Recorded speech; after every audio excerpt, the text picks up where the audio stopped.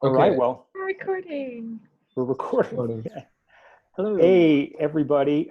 It's producer John Comerford from Wallflower here with a few of our amazing cast associated with the film, and we're going to talk about Wallflower a little bit and about what's going on with them. So I'll just kick it off by saying hi to everybody, and could you just tell us who you are and what your role was in the film and what you got going now or have just completed or got upcoming?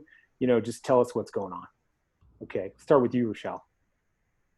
Hi, my name is Rochelle Henry, and I play the female murderer, so basically the alter ego of the antagonist. Currently, I have a few projects going on. I have a virtual play that I'm performing on July 15th called The Bridge. I'm the female lead in that, and I'm very excited to do that one. I also recently started a talk show web series with a few friends of mine called The Lightning Hour. So please like and subscribe on YouTube. We have some amazing guests coming up, so you don't want to miss it. And then also, I have a few films that are now out, like Wallflower, and also the film Woodstock or Bust is out. I have one in post-production, and then I have another one that's about to be released called My Summer as a Goth. Awesome. Great lineup. All right. Atsuko, what's going on? Hi, I'm Atsuko Okatsuka, and I play Strobe Rainbow in Wallflower. And yeah, just during quarantine, you know, once a week there's a podcast that I put out called Let's Go Atsuko. I'm doing a lot of comedy right now, and so that's what I've been up to. And then just looking inwards a lot. It's quarantine. Yeah, that's what I'm working on Got it. right now. Yeah. Jose, what's up? Hi, I'm Jose Abaoga. I play Metacom in Wallflower. I'm in quarantine. I got 2 kids. I've been homeschooling, brushing up on my multiplication tables. And I just finished a production of George Bernard Shaw's Saint Joan, about Joan of Arc. Now, funny thing about that is we were set to open 3 months ago. The theater was cool enough. It's Arts West in West Seattle. Was cool enough to bring us all back, do a socially distanced rehearsal for 4 days with masks on, spaced out in the theater, restaged the play so that we weren't so close to each other during the tense moments. And we filmed it all in one night as if it was a regular production. So I just finished with that. And right now I'm just raising my kids and trying to keep away from the Rona. The Rona. Yeah. The we're all Rona. trying to keep away from Keep the away Rona. from the Rona. Yeah. The theater gave you cups. That's a nice. Yeah. Yeah, we need to see that Ta-da. merch again. Ooh. Yeah, That is that's really really nice really nice merch. Like I don't because Yeah, it's they got were an outer pros. layer of protective. It's It feels safe, right? No yeah. COVID in here. No, it kind of looks like a lava lamp. Anyway, that's amazing. It Yeah. was Yeah, great. I think I still have some takeaway amulets from the Wallflower wrap party in my bag. I'll have to share that with the audience before we end this. Yeah. I still have my Yes. fish, so yes. You do? Sweet. Yeah. Yes.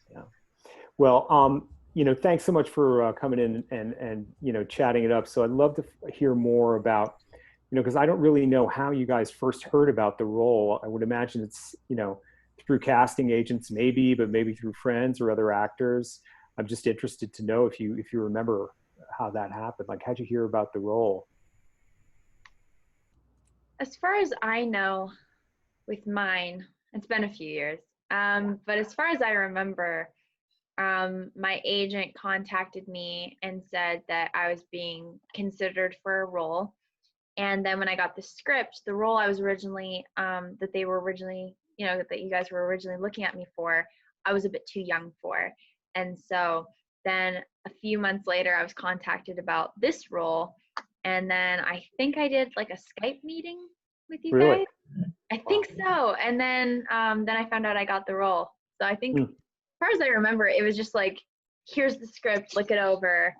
And then I was like, okay, I think I'm too young for this content because I think I was 15, 15 at the time, I think, when we filmed it. So at the time I was like, okay, I think that role's a little bit too old for me. But then when I was approached about the female murderer role, I was like, okay, I want to be a part of the project. So it all worked out. Were you in the rain a lot? I wasn't on set all the time, so I just think about you just being in that rain. I think I was in the rain for part of it, but okay. They shot it so like I was able to be like inside or like because I was underneath so I was standing against the wall of the house and there was kind of a roof kind of coming out over it, so I wasn't always in the rain. It more was like it was more that like it was like everyone else was out in the rain and I was kind of like back here. I did have to step out into the rain a few times, but not really. Yeah. More I got to step into the mud. And the mud. Oh yeah, that's right. Yeah, your feet in the mud. That's true. Very true. So like Atsuko, how'd you hear about the role? Did I contact you first? I don't even remember. I think I'm just looking through emails. Our first contact is like 2012. What?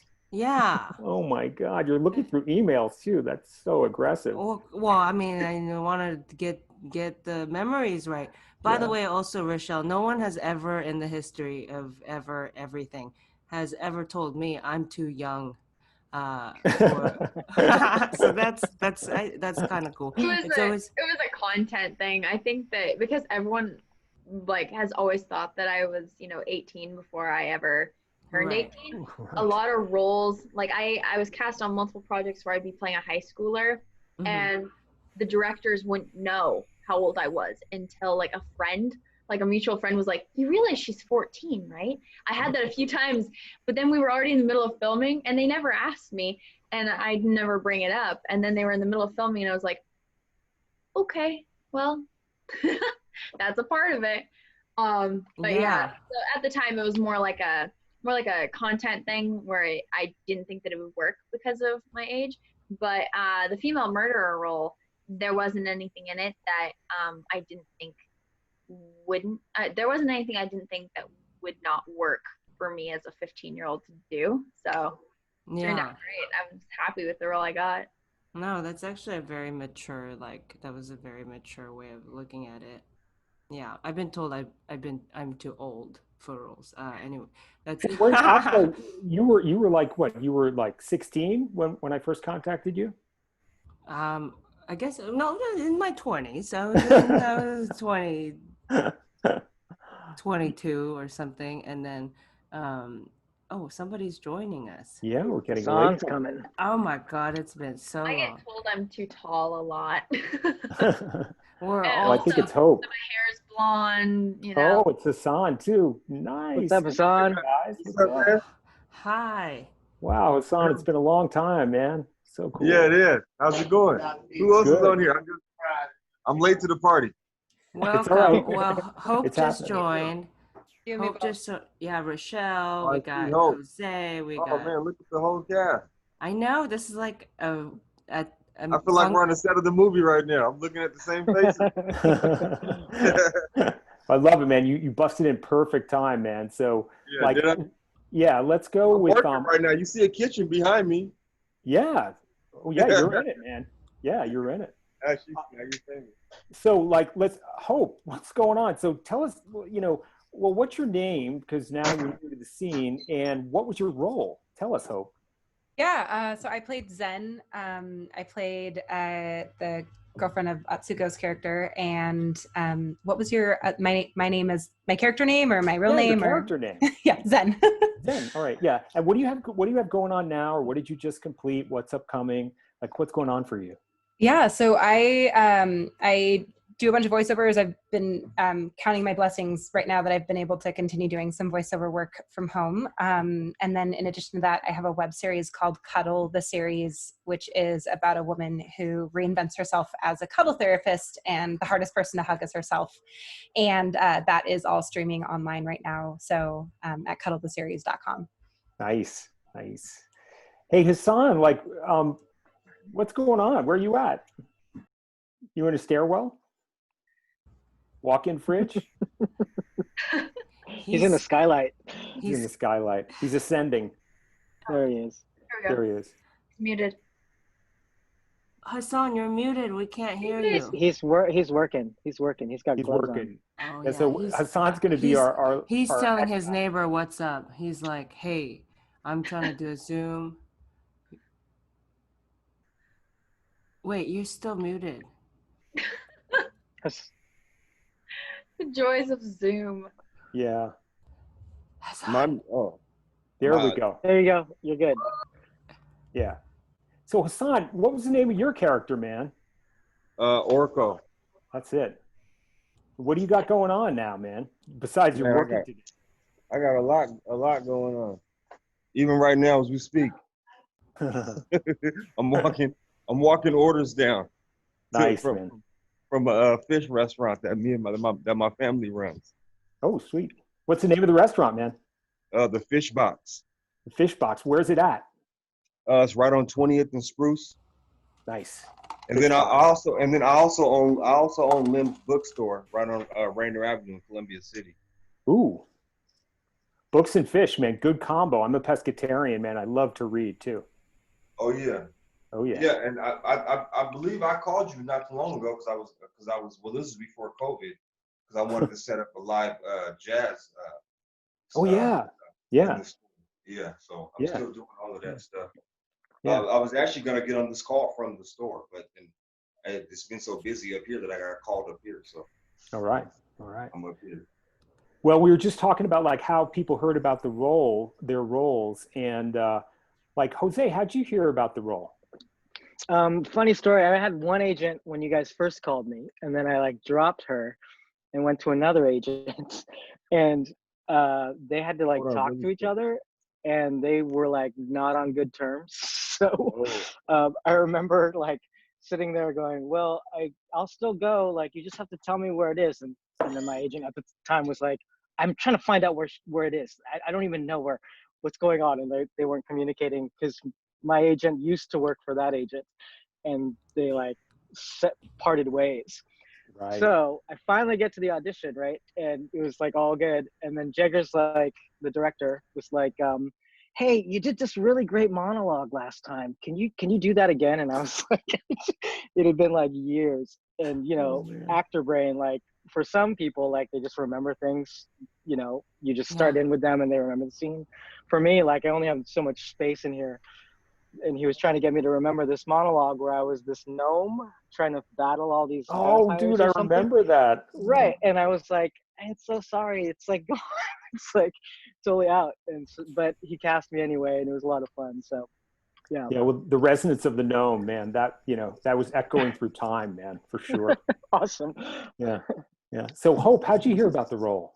I can't remember. I think it was originally like an open call casting call that was posted back in, it was like 2012 or 2013. So I auditioned like a lot of us here, like, you know, during the first round of auditioning, and then there was postponed and funding and, you know, just the joys of indie filmmaking. And then I loved the project, and I just thought it was really important. And so I was so grateful when you guys ended up being back up and running and in production again, that I got the call that, you know, you had made some changes to the script. My character was a little different, but she was still in there, and you guys would love to have me. And I was so grateful when I got that call. Yeah. And Hassan, like, did you came in and read for the role, like at SAG headquarters, or I can't remember. Yeah. I came, that was, I think 2012, I think. I read for the role. That was at the SAG. That was the second audition when I read the SAG. That was SIF. Like you came to SIF, right? First. Yeah. The first one I came to SIF, and it was like, you know, it was like, oh, you know, I learned everything about the movie. I think once you guys cast me, that's when you guys sent out the you know, the actual story, and it was like, holy, you know, it was like, wow. Well, and that's right. We didn't furnish the whole story. Yeah. Yeah. And then it went quiet after that. You know, like she just said, you know, with the funding and everything, there's 2 people down there. And then it was like, And it was like, what happened? You know, then I think maybe a few years went by, and then just when it was like, well, I guess that's not happening, because you know what happens in this industry. And I was like, well, I guess that's not happening. And then all of a sudden, I still remember the day when I got the email about, you know, the movie being back on, and, you know, being super, because I was really excited about the project. And I was like, wow, it's back on. And then it was like, I came in. So it was like the jitters all over again, because you guys had me come in and read again. So it was like, oh man, I'm auditioning for something I was already cast for. So, dude, I'm so sorry. It was that worry of not being cast for the movie again, all over again. And it was like, oh man. So that was at the SAG headquarters, and you know, it was fun. And then that 2 years was intense, you know, from the filmmaker side, because Jagger, like, literally, like, he disappeared off my radar for a couple of days, which was unusual, because we're in the middle of, you know, trying to get the film mounted. And then I got a text, I think maybe from his mom, saying that he was in the hospital. And I was like, what? You know? And then I found out pretty quickly that he had been complaining, and he had been over like a couple of years, from stomach pains here and there. And it got so bad, apparently, he went into the hospital, because his mom was like, you have to go to the hospital because of how much pain you're in. And he went, and the moment they looked at him, they were like, we are prepping you for surgery right now. And they literally took him right into surgery, and they removed a cyst that was slow growing and was not, fortunately, malignant. It was benign, but it was, you know, it was a tumor. And so he basically had, all of a sudden, like, you know, 24 hours later, it's like, oh, I've got cancer. Oh, we're operating. Oh, now I got to go into recovery and make decisions about chemotherapy and make decisions about radiation treatment. And then he's got his family. I mean, it was intense. And he needed 6 months just to, you know, go through radiation therapy and then get treated and then come back. But I had to have the conversation with our executive producer and editor, Rob DeVore, because Rob's a director. I was like, you know, Rob, if anything happens to Jagger, like, are you available? I mean, it was that freaking intense, you know, from our perspective, from the filmmaking perspective. But all is well, because he's back and he's cancer-free still to this day. And, you know, we just picked up where we left off and got the momentum going again, which is huge. I mean, from a producer standpoint, like, Hassan, you get the jitters going into the role, but I got to reactivate all those contacts and, like, put my shoulder behind the rock and push again, you know, to get that momentum, to get it rolling uphill, get it rolling. It doesn't roll uphill, does it? I guess it does. Yeah. Roll uphill. Yeah. So, like, with all that in that gap, let's, like, talk a little bit about the set and the wardrobe. I'm just so blown away. I probably should have asked Teresa Lefebvre to be on the call, because the wardrobe in the film is so great. And she did double duty as both hair and makeup and wardrobe, which is just insane. And I think Jagger said that, like, you know, she practically deserves a co-directing credit, because she was such an important collaborator, you know, to the film. So, like, in terms of wardrobe, like, Hassan, you had a cape, right, in the film? He's muted. Oh, I'll read his lips for you. Okay. Oh, there you go. He's backup reading. Oh, my bad. Oh, I had you. No, it's okay. Hassan, She's I had translating. you. I had you. You were saying that you got orders for 2 fish coming in, and you're about to deliver to the guy down the street. But before that, you were saying, yes, I did have a cape. I love my cape. It was a big cape. It kept me warm. Is that what you were saying? That's exactly what I was saying. And it did keep me warm, because everybody was freezing on that first day of shooting. Everybody remembers that. Yes. We were super jealous. No one had told me. Well, I could have Googled it, but I was like, Seattle's cold. I'm the only one that didn't live up there, right? That's right. I feel like, so I was like, what? Excuse me. Anyway, this is a question for Hassan, but I was freezing the whole time, because I've just been in LA for 20 years and then just like Japan before that. So I was like, what is this? Where's the sun? I've seen it. I've heard about it in movies and stuff, but.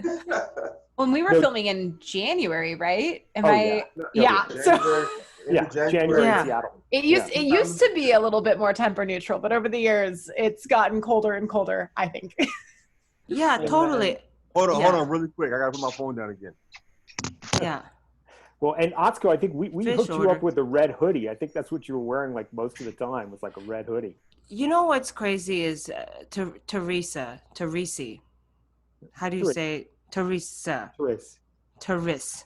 Yeah, Therese. Therese. Yeah. She had said, you know, I have a couple of options for jackets, and for some reason I chose the tiniest little jacket that day, and it's a movie with continuity really matters. So I said, I don't know why I chose a thin piece of cloth to be the thing that I wear in every scene, because underneath was just a thin little, you know, shirt too. And yeah, I had a hoodie, but it was you know, and because you know, we're dancing, we're partying and stuff. So I was like, yeah, I would be warm, you know, if if we weren't shooting it over the course of a few days. Yeah, if it was literally really just a one night thing, I would be warm. But and Rochelle, like you were wearing men's clothes for your role, right? Yes. I had to wear David Call's wardrobe because I do play his alter ego. So I did have to wear his wardrobe. So I remember I was waiting to change, and he had to finish shooting a scene. So I was there, and then he had to come in, go into the bathroom in the trailer, change. Then I had to go and put on the wardrobe afterward. So then he had to wait to shoot any scenes until I was done wearing it. So mine was actually fairly warm because I had a hoodie and pants. So I probably had, you know, on the warmer side of wardrobe. But mine was too big, obviously. Yeah. But for me, that was my wardrobe. Other than there's a few shots of me outside where I'm wearing just a black shirt, which is mine. So that was my was all my wardrobe. It was David Call's wardrobe and just one of my black shirts. Yeah. So Jose, I think you got to wear the light gloves, right? Yes, at some point I was doing that thing. And it's funny because I grew up during this time. I actually went to those things, both in California where I grew up and in Seattle. So I knew what it was like to be cold and, you know, with glow sticks with a thin hoodie on. But like Atsuko said, you don't have, you know, a long break between raving to get cold. You're just like constantly moving. And most of the time you were on drugs, so you didn't really feel anything. So, but yeah, it was interesting, kind of, you know, years later, seeing everybody and stuff that we used to wear in the, you know, early aughts and 90s, you know, to the fuzzy boots, the small backpacks and stuff like that. It just brought me back. I actually had a dog collar at one point too. And I remember seeing that guy at the raves and, you know, just the different, I had like a mohawk, I think at that point too. So it was really a lot of fun to like revisit that time. Yeah, sweet. And Zen, listen to me, Hope. Wow, it's called you by your character. They're kind of similar names. Yeah, I knew that was gonna happen. You had an interior scene in like Everett, right? Mm-hmm. Which was cuddly and warm or ish. I got treated. Right. And then you had an outdoor scene like on the porch, right? Yeah. And that was like your character was supposed to be cold. It was cold. It was nighttime. So that was like a whole different universe than that bedroom scene where you were in love. Yes. Yeah. For many different reasons. Yeah. Right. Yeah. We did. That was a night. We did a lot of night shoots on this. I mean, I was only there for a few of the days, but there were a lot of night shoots on this one. So I can't even imagine how cold you guys were that whole time. I got lucky though. I was just looking to see, I don't think I have them like within grabbing distance, but I got these giant like lace up, fleece rave Ugg boots, or not fleece, but like Sherpa Ugg boots that I still have. I was so, my like trophy from the shoot was that I got to keep those. They're so amazing. But those thankfully kept me warm. So I had some nice warm boots. Are those like integrated into your wardrobe now? They are. Yeah. Yeah, no, I'm a big fan of those boots, and they have. I don't know if they'll be super useful. I actually just moved to LA a little bit ago, so they won't be as useful down here. But in Seattle, they were a lifesaver on many different occasions. Well, when you go up to Mammoth, into the snow, you can hang out. Big Bear. Yeah, exactly, Big Bear, sweet. So next thing I wanted to just bring up with you guys is what was going on for you guys in the cast with chemistry, et cetera, because all you guys are connected, obviously in the film through this like after hours party, and you all have like back history and with the exception of you, Rochelle, because you're kind of in that other dimension of reality of the film. But like, what was it like to be part of that, acting troupe, and how did you get the chemistry going? Did you rehearse with Jagger? Like, I don't even know what happened. I was too busy, dealing. Hassan, you have something? No. Go ahead. I was listening. Right. I just told those guys I was stepping off into a room. Let me know if it gets too crazy. All right. Well, we all, I mean, really got to kind of like party or whatever, like dance around and be so silly with each other, wearing outfits reminiscent of that world. And so, yeah, like it was kind of, you just start like being able to have fun with people. You really kind of, I think a bond gets made quicker. I think I think it's either having fun or like a really tough time. Those are the two times like I feel like people really come together. And I mean, we were all cold at the same time, so you know what I mean. I guess that's the tough one. There were things that I'm trying to figure out something that we would like have a common ground talking about. Well, I mean, I don't know if we're allowed to talk about it, but since it was brought up, like for like acting purposes, right? Like none of us knew what David Cole sounded like or talked like when he wasn't on set with us. So we would be like, look at him, there he is right there. Oh, he's avoiding us. Yeah, he was kind of like Sasquatch, right? It's like, oh man, I was sighting a Bigfoot. He's over there. Yeah, being like, wait. I feel like the being on the set was almost, I don't know if it was like, if it happened naturally or if you guys purposely did this, John, but there was a great job at making it almost felt like the real party, because it was like, there was those of us that like clicked, and we were, we had a bond like immediately. And then you had the people, which would be the same thing if you were at a real party like that. Then you had the people who you kind of talked to a little bit. Everybody, everybody was cool. And then there was the weirdo who, who was like Atsuko just said, it was like, like a Sasquatch sound, like, there he is. There, everybody be quiet. Yeah. And it like, was who's that dude? Yeah. It was like, being like, is he wearing ankle weights? That was just a separate thing. Yeah. Is that a shotgun? And I think just the whole ambiance, it really helped all of us as actors to really get into the character, because that's really, what it was like in real life. And I mean, it was like the thing I remember as a producer was being like, picking up the RVs that we had, one for talent sort of for you, Atsuko, and for rave actors. And then we had a whole trailer for David, which he basically kind of lived in half the time. Right. And I remember the first time I ventured in that trailer, and it was just like, crushed beer cans and like empty pizza boxes. And I'm like, okay, well, this is going well, So like, that's the way I sort of perceived it. And I knew that Jagger gave you guys direction, like, don't interact with him, on the set, etc. And I stayed away from him, virtually the whole time. And I could see him wanting to, get a spark of like, human connection, just not to go insane from the role he was portraying. But he was like getting shut down pretty quick. And right after his last take, when he had his champagne take, when the camera cut, I just came up to him and I gave him this huge hug. And I'm like, dude, you are back. Right? Yeah.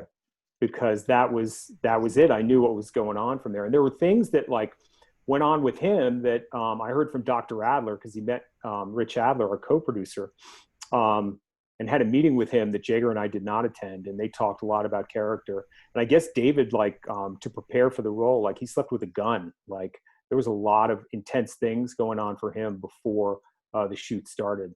So that was like this, like you said, Hassan, like this other world, you know, of David's world going on in the film. And then all the, you know, camaraderie and like frivolity that was going on in the party.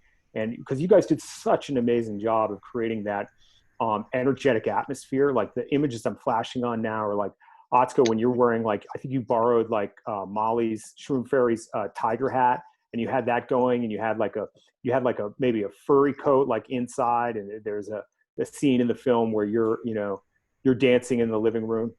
And then like Hassan, like there's a moment where you're just freaking on this beanbag chair in the corner with like these x-ray glasses kind of, and this like, you know, freaky snake thing. And like that just was so beautiful. And then Jose doing this to someone's face. Well, that's like, Jose. How long you do that gloves. for? Yeah. For a while. Right. And you're doing that to the camera. Know, right? Yeah, no, it's funny because it's like there would be dudes like that because I grew up in rave culture, like where, you know, yes, there's the kind of camaraderie of like everybody meeting each other and the excitement of like, you know, being with your tribe, but then there'd be like intense ravers that would totally like dance in your face like forever, and you're like, okay, I'm good, like cool, but it would, you know. So I remember those dudes in the setting from the time, yeah.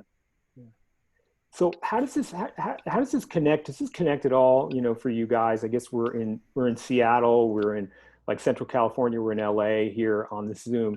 Like, how does this connect, or does it for you, like emotionally or psychologically, like everything you went through on the film and the subject matter of the movie with what's going on today, and like the intensity of you know, the COVID and Black Lives Matter? Like, are there any connectors emotionally or psychologically for you guys? Go ahead. I'll let somebody else. I'm trying to put my words together, but I can't even piece them together. Yeah. You said so we were like, yep, Hassan's got it. I know. Yeah. I would say for me, because I wasn't a part of, you know, a certain portion of it. For me, what really connected me to the main part of the story was I was originally supposed to read the letter. And I do actually have one line that I do say in the film that comes directly from the letter, but originally Jagger had me come in and read the full note. And I remember reading it so many different ways: forward, backward, fast, slow, just any way that you can think of. He had me read the letter, and it was in the killer's handwriting. So that was when I, you know, really like felt it emotionally, was when I was reading it. And I think that, you know, growing up seeing, you know, the world changing around me, and also seeing, you know, like connections to the past and how things have changed, how things haven't changed, and especially with everything on the news right now, I feel like the film is a very relevant subject. And you know, I'm a Gen Z kid, you know, who hasn't necessarily like lived everything that's happened in the past, and I wasn't back when these events happened. Back when this particular event happened, I think I was 4 years old, so I didn't have the same like connection. I don't remember this at all. Everyone else that I've ever, you know, talked to about it, they're like, oh, I remember hearing about that in the news. I didn't hear about it. So for me, I got it like secondhand, you know, knowledge and like researching it. But it definitely does connect. All the subjects that are brought up in this film connect to everything going on in the world right now. And so I like that I can say that I'm in a film that touches on these topics and is very relevant to everything going on in the world. So that's my that's my view on it. Yeah. Anyone I else? actually lived a block away when this happened. Wow. So in Capitol Hill? Yeah, I lived on 24th Avenue East. And I remember that morning because there was just a grip load of cops and sirens. And then, you know, we weren't really that into cell phones. We didn't have that smartphone kind of component to be able to check everything right away. So, but, you know, after a while, I started to get some text messages from people saying, you know, what happened? Are you okay? And I'm like, what do you mean? Am I okay? Right. And we realized that there had been a mass shooting, you know, like before it was called that, you know, right next to us, like basically about 4 blocks away. Wow. You know, and so, you know, how it kind of resonates is that we've had so many of those moments now. Right. You know what I mean? Of like, oh, there's another shooting. Oh, that's terrible. Right. And to be in a situation in a film that deals with the psychology of that person, I think is really kind of valuable, because oftentimes we tend to kind of put that person as, oh, you know, he had mental problems, he had this, he had that, but to actually see them develop, and how it's about a kind of othering of a person, or an ostracization of that person. You know, we don't defend his actions, but we can see the motivations of how somebody like that would do that. And we don't get that in this media landscape. We just get, oh, how terrible. Right. You know, the person was violent, had a history of this or that, and you get a very kind of one-dimensional version of that. And so I think, you know, being able to see that in Wallflower, of like, you know, and not even kind of over explaining it, but just watching takes of interactions and the slow kind of spiraling down of this person to do that kind of thing, I think is very helpful. Because, you know, with our phones and our cancel culture, we tend to kind of write off things and follow a narrative that we're given, and not really kind of latch onto the why and how a person like that becomes this. The why. Yeah, we're all about the why in this film for sure. Hope, any feelings? Yeah. So so sorry, I just got that like brain drop of all the things. So my mom's actually a school teacher, and I remember I was in 2nd grade when the Columbine shooting happened. Mm-hmm. And I think about that all the time, how like when I was 7, Columbine happened, and that was like the craziest thing. No one had ever heard of that before. Like we had like a school shut down days later just because someone ran past the school. Like they're like, you know, just how on alert we were. And then like another one would happen, and everybody knew about it. And then a few years ago, even just, it's like you hear about them and you hear about them secondhand. They weren't even the number one headlining thing on the news. These mass shootings have become so common that it's almost like they happen to a degree that we don't know about them the second that they happened anymore. And the fact that, I don't want to say that we've become numb to them, because that's not the case, but that they're not the most pressing thing when they occur is just, to me, that's really telling about where we've become, or like where we've come to be as a culture. And one of the personal kind of like effects that happened being a part of this, and just being a part of the story and the development of the script, I really, like, in a weird way, I put 2 and 2 together for the first time with my mom as a school teacher. Not that this happened at a school or anything, but just that these mass shootings keep happening, and they often are happening at schools. That, like, my mom, who's a school teacher, has actually a very dangerous profession these days.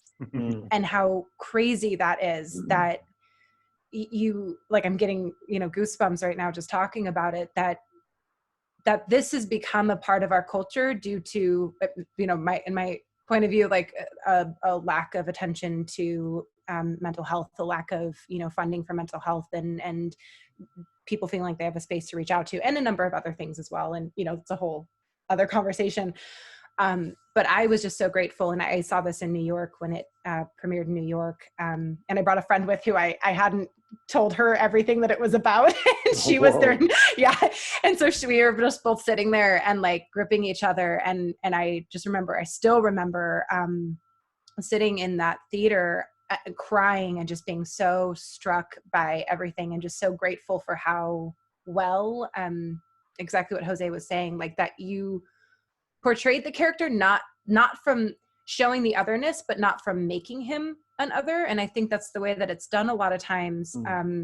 It's like, this is the bad person who you can hate, and this is why. And that's one of the things I really respected about this film, is that it doesn't glorify, you know, the character, but it's just a different perspective that maybe gives us a little more perspective about how this happened, similar to the movie The Joker, which I thought did another really great job of this. Like, this is like, people don't just wake up and go do this. Like, there's a buildup to when these things happen. And so I just have goosebumps still just talking about it right now. But I was really, really grateful for the just the tone of the piece and the attention to detail and the way that you guys handled the character. Thanks. Thank you so much. Thank you. Yeah. I'm a little careful to force a connection with this one-off incident with what's happening today, because it is a very one-off incident. And what I did like was that, well, because even in the editing and the way the film came out, you know, there's dreamlike, right? Very dreamlike, what is it, like feelings, the portrayal of the day of that it happened, you know? And so I like to, I like to focus on that, and, you know, even, and the way you portrayed, you know, the murderer. What I'm saying is, you know, Black Lives Matter, it's different from this incident. So I don't want to force a connection, because it's a completely different movement and different issues with, you know, why so many angry straight white men started mass shooting, right? Black Lives Matter is a little different in that they're systematically disproportionately being targeted by cops. And, you know, like, because then it would be unfair to the movie to do that, I think, because then we could really tear it apart, be like, okay, well, when the cops showed up, if he was Black, they would have shot him, right? But instead they go, put your hands in the air. This is in Wallflower, or this is how that went down. Not to give spoilers, but if you've read about the incident with the Capitol Hill massacre, you would know that, right? He got to, not that he got to, but like he got to commit suicide instead of the cops just starting to shoot him, right? Sorry if this is, I didn't mean to get like. No, you're good. No, you're good. I just, because this is great. I'm very careful to, you know, absolutely. I'm very careful to. I'm the same way. I feel the same way.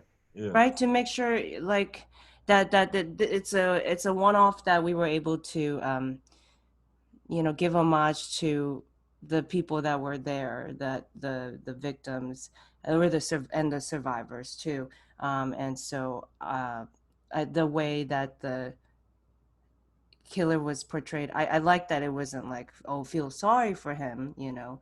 And so yeah, that's, I don't know, I hope I'm making somehow.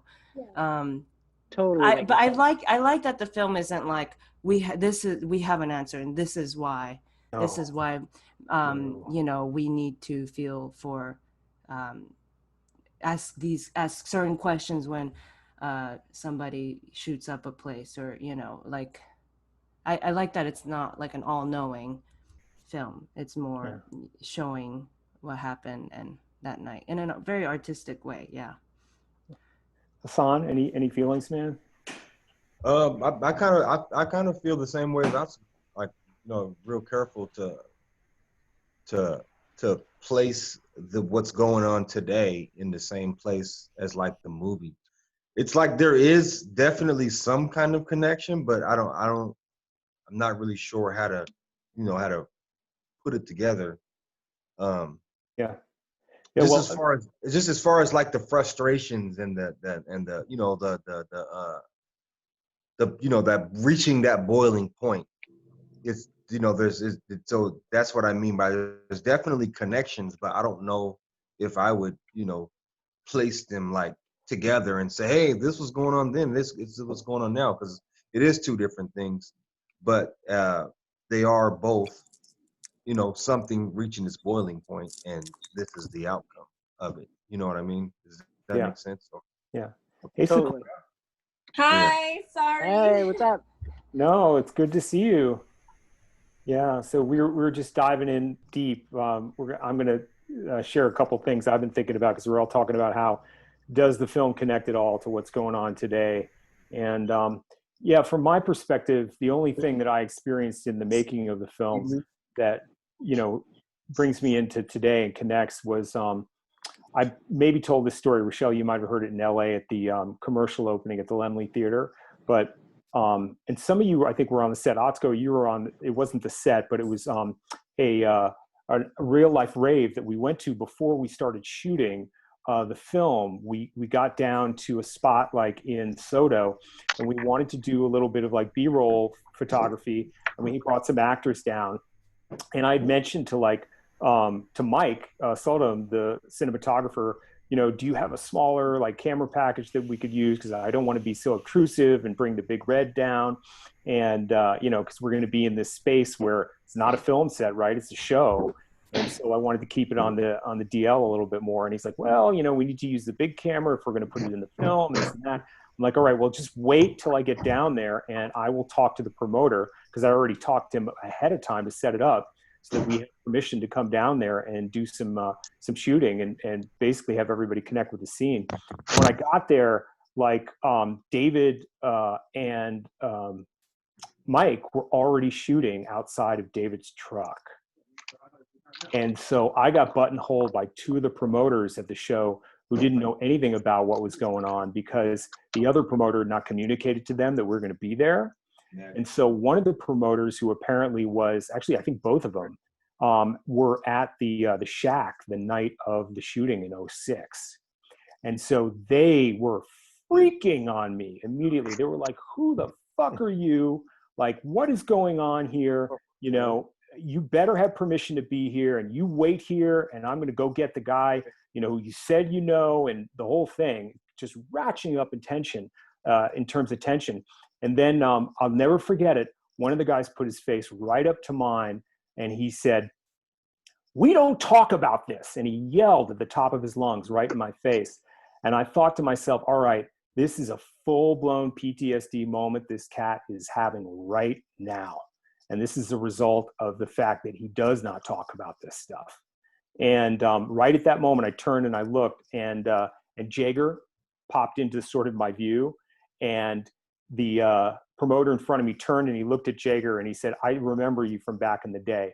And the whole thing went down. Oh, Jagger knew him. Yeah, Jagger knew him. And he recognized Jagger. And it went down from there. So we ended up not filming that night, but I think the actors went in to check out the scene. But the reason I bring that up is just from the perspective of PTSD and post-traumatic stress. And that's one of the things I've taken away from, this 8-year odyssey that it's been to make the film, is I think, most of the problems in our world are tied into untreated and unresolved PTSD. And any group of people or any individuals who have not been able to do that work by the grace of, by the grace of God, literally, to get in there and do that work, it's really, it's not a good situation. And I could feel it on the street. I can feel it out in the world right now. And we got to come to terms with that and go through it. So that's how it connects for me. But Cequoia, I'm wondering, well, first just tell us, your name and what your role is in the film and what you got going on. I didn't even know she was here. Yeah. Hi. Hi, Cequoia. Hi, guys. Hi. Hi.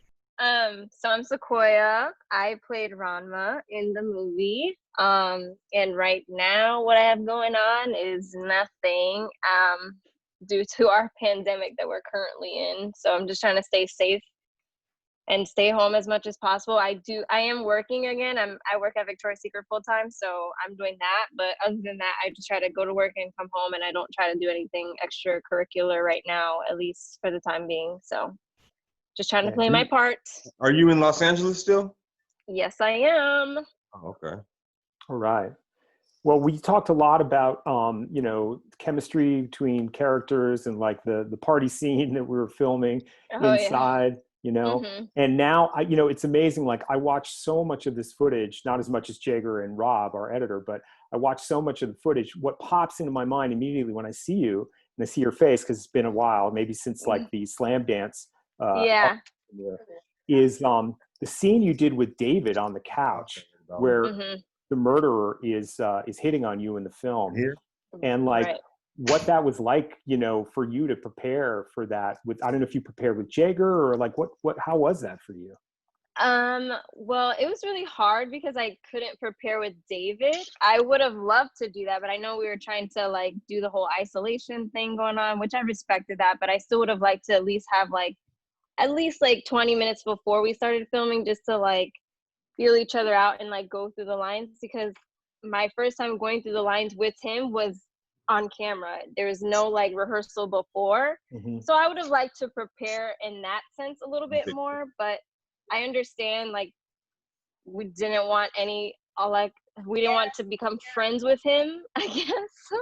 Yeah. But I mean, like in that moment, I wasn't trying to be his friend. I just wanted to be just doing my job. So I wanted to like rehearse with him.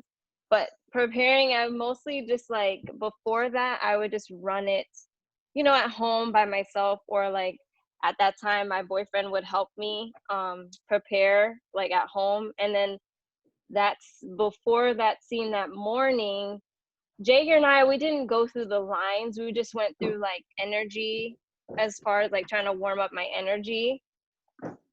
So like to get, like feel the party scene out and stuff like that. And I was so like focused on like, but I'm mean to him. Like I know I'm supposed to be like happy, but like he's pissing me off too. So like I'm trying to be like pissed off a little bit too at the same time. But it's so funny, like all of like my friends and family that have watched it so far, they like joke about, they're like, you're the one that started it. And I was like, no, I'm not. I was like, I didn't make him do that. And then like going through the movie, like at the end when Atsuko Rainbow Strobe, she like shoots like the penis transferring gun to like vaginas, they're like, nope, never mind, it's not you, it's her. She's the one that like put the nail in the coffin for him, where he was like, you know what, fuck all these people. Like, but yeah, the gender swap gun, it's got a lot of power. yes, yeah. So all of my friends and family have watched it so far. They like tease me, they're like, you're the one that started it, and then they like continue watching, they're like, oh, never mind, you might have started it, but Strobe Rainbow, she finished it with that gender swap gun. He really, at that point, he was like, oh, that's it. Yeah. So. Well, your scene, when your scene cuts, it cuts to the future in the film, right? And so it makes that feeling like just explode in the movie. You're just like, right. whoa, So, yeah, it makes she it seem did like kick it off. Me. Yeah. Like, no, it's not me, I promise. Yeah. He was just being weird at the party, and I'm a teenager. Like any teenager in that moment, like I feel like it, like back when I was a teenager too, like any weird person like that, I would have felt the same way. I'm like, man, I'm just at this party that I feel safe, in this safe space with all these people that I already know, you know, like we've already done this like a million times at this point. Like this is a safe haven for us. And you're coming in here like saying all these things, like of course I'm gonna be like offense, like I'm gonna take offense, because I'm like, these are people are like my family, like we party together, but like Connor's character does say, he's like, this is a safe space for like all of the kids to come and like feel like they don't have to be somebody else, they could be who they are and no one's gonna judge them. So of course I would be like a little like, sir, I'm just trying to have a good time at this party, you're killing my vibe right now, like relax, like step off. So, and you had Stewie to help you like get you know right on the other side of the situation. Yeah, exactly. She was raised right, that's all. That's all that was. Yeah. I'm like, this weird guy, this older guy, I'm like, you're killing our vibe right now, like we're just talking about movies, like drinking beers, like it's not it's innocent. Like me and Stewie's interaction, like he was gonna get me beer and he might have could have roofied it in reality, but like I said before, it's a safe, like we all come together, we do these drugs together, we're all like safe, like no one's like trying to be evil to somebody else. So like David comes in, or like the murder comes in, and he like messes up that flow with everyone throughout the entire night. Like we're like trying to accept him, but then he's not like accepting us. He wasn't like, his character is not accepting of our culture, of this culture that we've created. So yeah, well, I'm glad you brought up culture, because that was such an important reason for why I got involved with the screenplay when I first read it, because I was you know, I'm old enough that I went through the whole Grateful Dead world, and like it was the same deal basically to a degree, except you know it revolved around concert touring and music rather than EDM, and but the drugs, the intensity, etc. And the other thing that made the scene really different for us was that by the time I got to it, and I was a teenager, my first Dead show was in '83 at the Hartford Civic Center. Like there were a lot of elders around that scene. Like there had been people since the 60s who'd been into the dead. So there were people in their 40s and 50s who were still there. And if shit got out of hand, like there was usually somebody pretty close by who would be like there to kind of help diffuse things pretty quick, because that was part of the culture, you know, of it. Right. But where the rave scene was at in 06 was it couldn't have been around for like more than 10 years at that point, right? Right.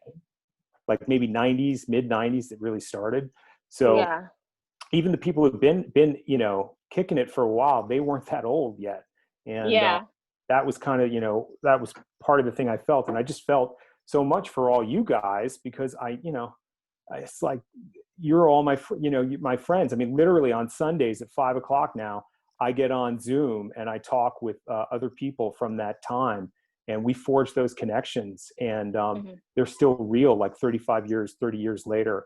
Like we're literally on Zoom, like, you know, bonding and talking about what's important to us, and like, you know, what moves us now, what makes us freak out. So yeah, I mean, it's formidable stuff that the movie deals with, particularly in terms of the social part of it and the cultural part of it. It really moved me a lot.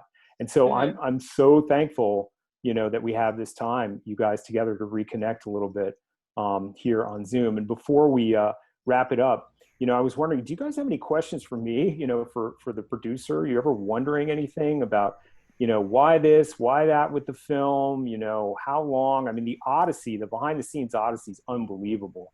I mean, that's like a whole nother Zoom call.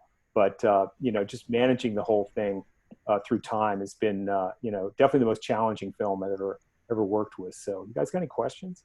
I have a question. Oh, go for it. Oh, no, go ahead. Go again. You might have answered this before I hopped on the Zoom, but how did you get involved with this production? How did you meet Jagger? How did that all come together? I was teaching a continuing education class at Artist Trust up on Capitol Hill, and Jagger was in the class. There were probably like, I don't know, like 13 people or so. And it was like maybe 4 weekends or something out of a couple of months. And he was one of the students. And within like, I don't know, maybe 2, 4, 5, 6 months, whatever, he gave me a call and he said, I talked to your colleague, Lance Rosen, who's an attorney, about finding a producer. And I remembered, you know, your class. I liked the way you approached film. I liked, you know, your thing. And will you read this screenplay that I wrote? And I said, well, okay, what's it about? And then he told me what it was about. And I was like, oh, well, you know, this could go a couple of different ways. Let's see how talented he is as a writer. And then let's see how meaningful this connection is that he has on a personal level to the material in the background. And then we met at the Ugly Mug Coffee Shop, which is long gone in the University District. Yeah, you know it, Hope. And we met there. It's tiny, like hole-in-the-wall coffee shop for students in the University District. And I'd read the script and I could see the promise in the material. And like anything that I, you know, basically want to work with in the feature realm, I know is going to be at minimum usually 18 months of work on the script to get it to the point where it might be ready to start raising money for. So I knew it was a long-term deal. And because I co-wrote my first film, Around the Fire, I got a lot of background in writing. And then I also have mentors who really taught me about script analysis and script development and the process, long-term intensive efforts on motion picture scripts and how that yields fruit, you know, in terms of the story and the ability to finance and make a great film. So, yeah, when he told me that he knew one person who lost his life, which was Jeremy Martin, who worked at Capitol Hill Co-op in a grocery store up there, and then had one friend, Tristana Vincent, who had survived. And I think he mentioned Randy Pinney too, who's another associate producer. And by the way, Jagger and Randy are going to be on KUOW's The Record this Thursday at noon, talking about their relationship and also her kind of stepping, you know, oh so gingerly back into the world of Wallflower after experiencing the porch that morning. So we expect that to be at noon on this Thursday, the 9th. They're taping it tomorrow. So you'll just watch social media. I'll let you know about that. But, back to how it all came together, I just felt that connection. I thought the connection, the promise of the script, that spells like years of my life, little did I know it was going to be 8 years, but that was it. I had a question about, Sure. Tristana was part of the film. We met her during one of the scenes. Mm-hmm. And then Jagger obviously has connections with the people that were actually at the event. But how did you guys deal with what's the feedback that you've been getting, especially from the people that were there? Any pushback that you've gotten from the community of doing a film at all, centering in again, we're not glorifying the killer in this film. We're putting it forth, in an artful way. But how did you deal with any of the pushback that you got from the community that was present at the time, or the rave community that knew that this film was going down?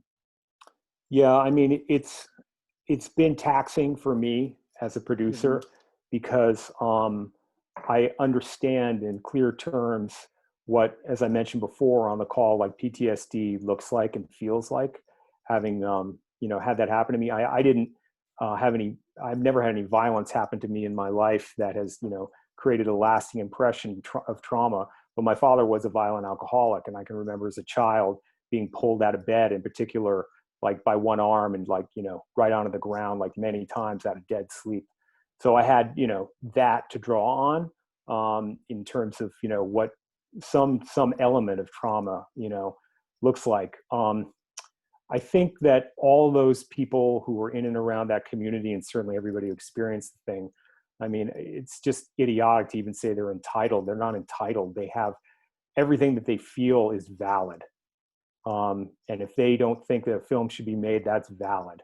And we did our best to, show difference to that community by holding a private screening for friends and family of victims and survivors before the public saw the film. And Dr. Adler, Rich Adler, our co-producer, who's a forensic psychiatrist, I raised money for that screening. And the Candida Foundation stepped in and helped fund that screening. And they had mental health professionals there. And Jagger and I were not there because Rich Adler said we should not be there because it was about them. It certainly wasn't about us. And he said, just to give you a sense of it, a lot of you came to that SIF Cinema and that upstairs room where we did the first auditions in 2012. That was the environment where sort of the audience collected after the film and they sat around in circles apparently, and they talked about the film quietly. And we didn't get any negative reports in terms of re-traumatizing anybody who was there at the film. But Randy Penny did leave the film pretty much right away with her girlfriend and did not sit down and interact in any of those circles at all. And right before the film opened, she was contacted by the stranger. And we had, given Tristana's information and Randy's information to the reporter at the stranger. And she talked to Randy, and Randy had been traumatized by the film, and we didn't know it. We'd followed up with her, but either Rich said she didn't respond, or the response was like, I'm fine. And that was not the case. And so what came out of her that day to that reporter was a lot of feelings of, I think, betrayal from the perspective of her talking with Jagger and sharing details about what had happened that day. And, of course, her, absolutely, on point feeling that, like, she, none of these characters are one for one, with the exception of the murderer in the film. All you guys are composites of people that Jagger knew and ideas that came from our imaginations to try and get closer to these emotional truths and to tell the story. And even though she knew she wasn't Strobe Rainbow, she wasn't you, Atsuko, she couldn't divorce herself from some of the actions and some of the things that were said by the character. And I think that did not make her feel good. And so that all came out in that piece. So it's pretty freaking miraculous from my standpoint, in that I've stayed in contact with Randy ever since the opening about 3 years ago. And she's really struggled, as you can imagine anybody would. But I've really stayed in close contact with her. And the fact that she's actually going to be talking to Jagger on the freaking radio and probably getting into this, there's an opportunity maybe for some reconciliation and healing, or, you know, I don't know, but I would hope so. I would hope that happens. So that, you know, Jose, that's a lot of words for answering, you know. No, that's, you know, you guys, it seemed like, you know, giving them space for that, having mental professionals there, you know, listening to the community and still, you know, keeping the integrity of the piece and doing it with all that in mind. I mean, you know, that's the best that you could do. I was just wondering about how much controversy and if there was any healing that was happening from the viewing. Well, some of it, you know, social media is social media. And like, for example, when we opened the film at the Grand Illusion in Seattle for our run, we had a lot of negative things that were coming at us in social media. And I talked with Jagger and I talked with Richard and I think maybe one other person in our group in marketing about whether to, you know, disable some of the contents or comments of people who were, you know, saying negative things about the film. And we just decided, no, we're just going to let them post up and let it be. You know, we're not going to edit any of this stuff at all and just let it flow, because you know, I get emotional just talking about it, because, you know, it was hard to make that decision. It was hard to go through that and really go through it, you know, not be like, this is a decision from on high from the decision maker. It's like, I can't do justice to this thing unless I feel this shit. You know, I can't. I just can't do it. And maybe I don't even belong here. I don't belong here unless I do that.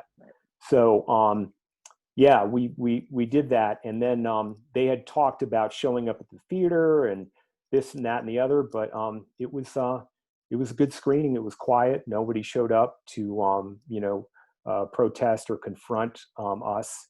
Rich and I were there and we did the Q&As for a couple of days.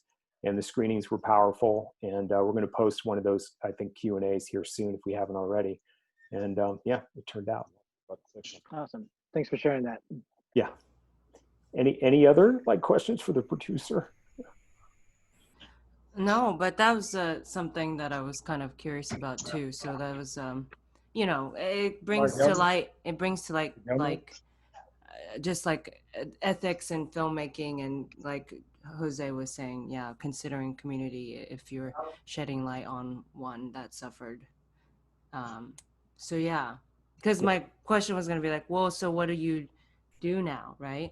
And then keeping in touch with the folks is something that it seems you did, at least with Randy, you know, keeping in touch with her after she saw the movie and was stoked about it.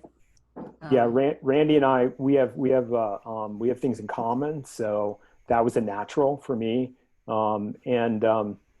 Literally, like the morning of the opening of the film, I was so concerned about her after reading those quotes or hearing the quotes, I guess, from Jagger, that I called her right away, and I drove down to Linwood the morning of the world premiere at CIF, and I spent 3 hours with her on her porch talking with her. I was really concerned about her you know, where she was at, because I could sense all the trauma. Then I just got in the car and I drove right to the world premiere. So, yeah, there it is. So, what can I say, you guys, except it's such magic. Like, I'm so bummed about the COVID thing, but I'm so happy to see you, all your faces, and experience your energy and voices again.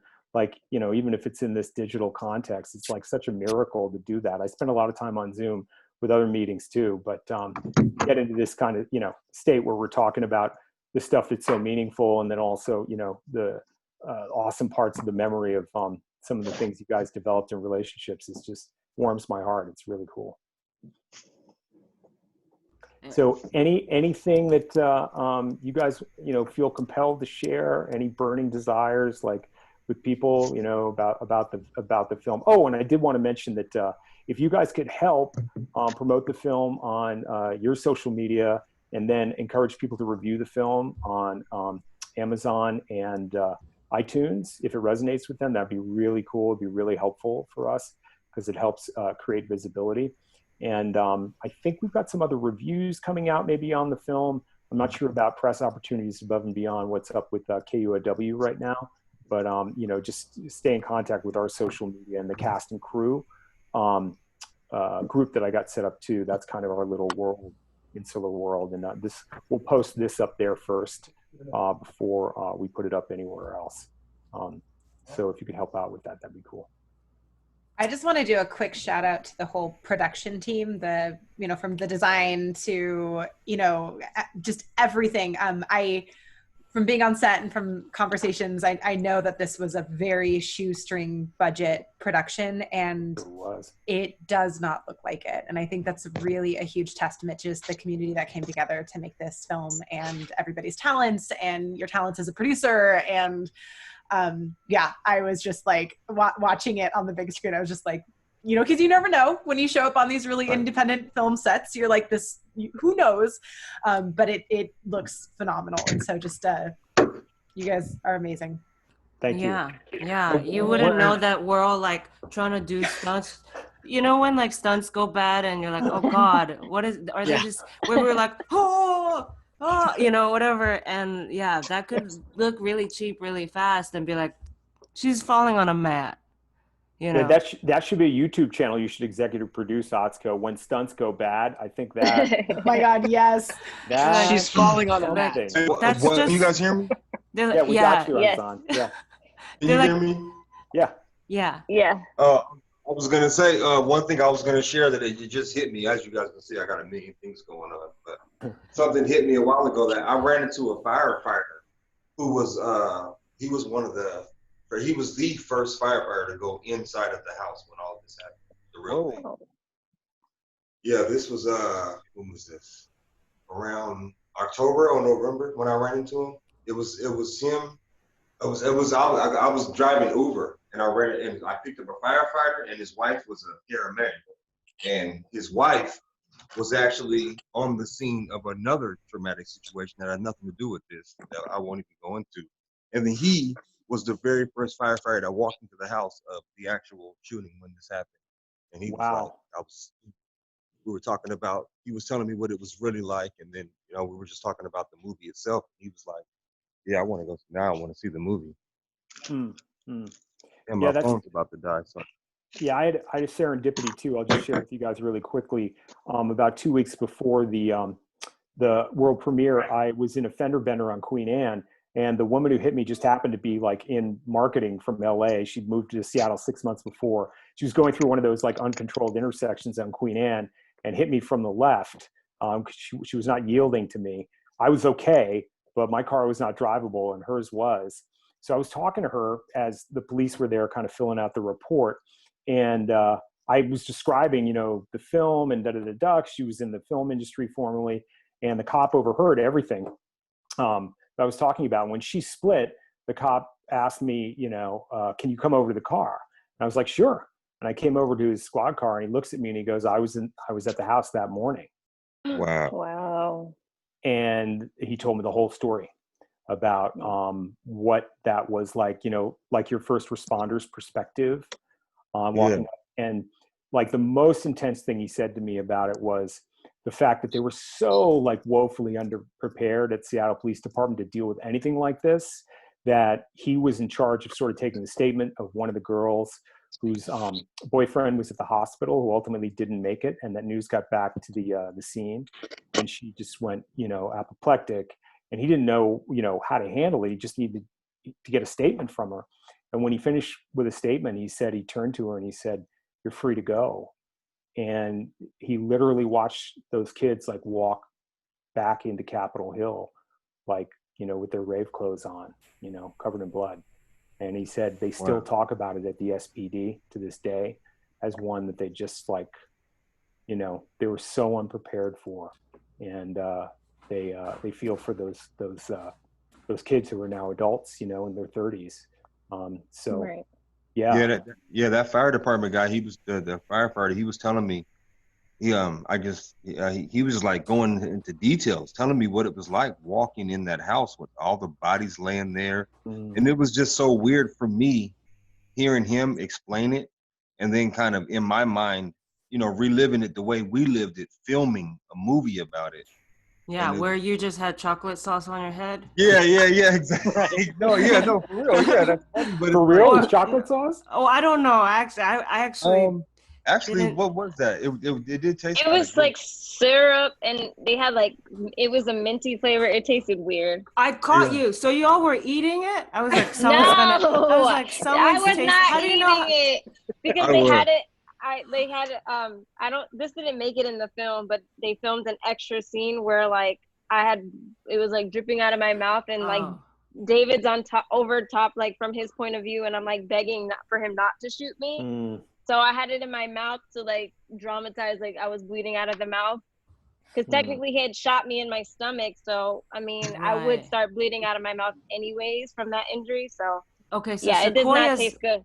Sequoia's makes sense. Hassan, I don't remember it being near his mouth, so I think he put it in his mouth on purpose. Well, my whole death in the movie didn't make any sense. Remember, because we were on the we talked about this. I know. But I was like, I'm not a science person, but which way were you laying? You were like He was laying on the steps. He was on the steps in front. It was really weird for like an hour and a half. And it was like, how did this happen on the porch when I'm shot in the head? How did I make it from here to there? But right, because you were, just, we became forensics real fast. We were like, okay, so if he was standing inside under the roof, and then he's now on the steps, perfectly laying down. Right? No, that's true. We were like, we thought we were so smart. Yeah, we did. Yeah. But well, thanks, you guys. I can't say enough, once again, how much I appreciate you coming by and everybody meeting up. Thanks so much. Thanks so much. Thank you. Bye, y'all. Bye-bye. Good seeing you. Good seeing you. Good seeing everyone. Bye. Good seeing you guys. Bye.